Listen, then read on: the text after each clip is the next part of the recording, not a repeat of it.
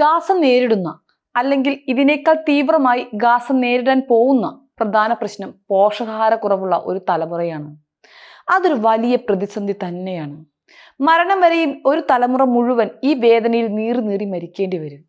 അത് കണ്ടിട്ട് കണ്ണീർ പൊഴിക്കാൻ മാത്രം കഴിവുള്ള അവരുടെ മാതാപിതാക്കളും എന്തൊരു ദുസ്സഹമായ ജീവിതമായിരിക്കും അത്. പോഷകാഹാരക്കുറവുള്ള കുട്ടികളെ ചികിത്സിക്കാൻ ഒരു ദിവസം കൊണ്ടൊന്നും സാധിക്കില്ലെന്നും അതുകൊണ്ട് തന്നെ താൽക്കാലിക ഇടവേളകൾ പര്യാപ്തമല്ല എന്നുമാണ് യൂണിസെഫ് പ്രവർത്തകർ പറയുന്നത്. അത്ഭുതങ്ങൾ സംഭവിച്ചു കൂടുന്നില്ല. എന്നാൽ പോഷകാഹാരക്കുറവുള്ള കുട്ടികൾക്ക് സ്ഥിരമായ പരിചരണം ആവശ്യമുള്ളതിനാൽ ഗാസയിലേക്ക് സഹായം എത്തിക്കുന്നതിന് അവസാന നിമിഷത്തിൽ അവസരങ്ങൾ ഒരുക്കിയത് കൊണ്ട് അത്ഭുതങ്ങൾ സംഭവിച്ചു കൂടുന്നില്ല. എന്നാൽ പോഷകാഹാരക്കുറവുള്ള കുട്ടികൾക്ക് സ്ഥിരമായ പരിചരണം ആവശ്യമുള്ളതിനാൽ തന്നെ ഗാസയിലേക്ക് സഹായം എത്തിക്കുന്നതിന് അവസാന നിമിഷത്തിൽ അവസരങ്ങൾ ഒരുക്കിയത് കൊണ്ട് പ്രയോജനമൊന്നും ഇല്ല എന്നാണ് അവരുടെ നിലപാടുകൾ എന്ന് സാരം. ഒരു ദിവസം കൊണ്ട് അത്ഭുതങ്ങൾ സൃഷ്ടിക്കാൻ കഴിയില്ല എന്നാണ് മറ്റൊരു UN പ്രവർത്തകൻ വ്യക്തമാക്കിയത്.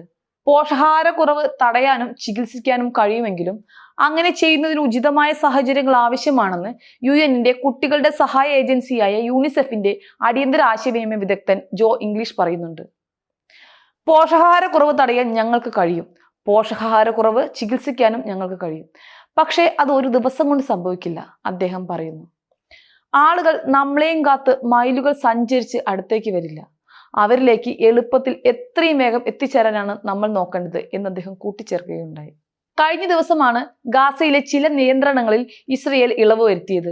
100 ട്രക്ക് ലോഡ് സഹായം ശേഖരിക്കാനാണ് അനുവാദം. ഇക്കഴിഞ്ഞ ദിവസം 2 കുട്ടികൾ ഉൾപ്പെടെ 6 ഫലസ്തീനികൾ കൂടി പട്ടിണി കിടന്ന് മരിച്ചതായി ഗാസയിലെ അധികൃതർ അറിയിച്ചിട്ടുണ്ട്.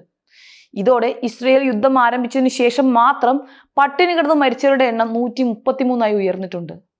ജനവാസം കൂടിയ മേഖലകളായ ഗാസ സിറ്റി, ദെയർ അൽ ബല, മുവാസി എന്നീ 3 പ്രദേശങ്ങളിലാണ് സൈന്യം ഇളവ് അനുവദിച്ചിട്ടുള്ളത്. ഞായറാഴ്ച മുതൽ ഇനി ഒരു അറിയിപ്പ് ഉണ്ടാകുന്നത് വരെ എല്ലാ ദിവസവും പ്രാദേശിക സമയം രാവിലെ 10 മുതൽ രാത്രി 8 മണി വരെ, അതായത് ഇന്ത്യൻ സമയം ഉച്ചയ്ക്ക് 12:30 മുതൽ രാത്രി 10:30 വരെ സൈനിക നടപടികൾ നിർത്തിവെക്കുമെന്ന് ഇസ്രയേൽ അറിയിച്ചിട്ടുണ്ട്. ഈ പ്രദേശങ്ങളിൽ തങ്ങൾ ആക്രമിക്കുന്നില്ല എന്നാണ് ഇസ്രയേൽ സൈന്യം നേരത്തെ പറഞ്ഞിരുന്നത്.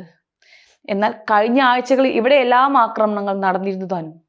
ഗാസയിലുടനീളമുള്ള ആളുകൾക്ക് ഭക്ഷണവും മറ്റ് അവശ്യ സാധനങ്ങളും എത്തിക്കാൻ സഹായ ഏജൻസികളെ സഹായിക്കുന്നതിന് സുരക്ഷിതമായ വഴികൾ നിശ്ചയിക്കുന്നുവെന്നും സൈന്യം പുറത്തുവിട്ട പ്രസ്താവനയിൽ പറയുന്നുണ്ട്.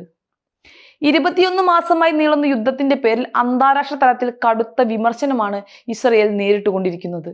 ഗാസയിൽ തങ്ങൾ നൽകുന്ന സഹായങ്ങൾ ഹമാസ് അവരുടെ ഭരണം ശക്തിപ്പെടുത്തുന്നതിനായി തട്ടിയെടുക്കുന്നു എന്ന് ആരോപിച്ചുകൊണ്ട് ഇസ്രയേൽ നിയന്ത്രണങ്ങൾ ഏർപ്പെടുത്തിയിരുന്നു.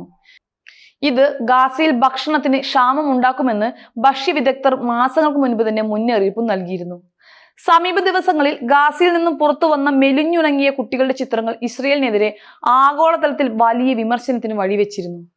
ഇതിനു പിന്നാലെയാണ് ഇസ്രയേൽ തന്റെ ക്രൂരതയിൽ ചെറിയൊരു അയവ് വരുത്തിയത്.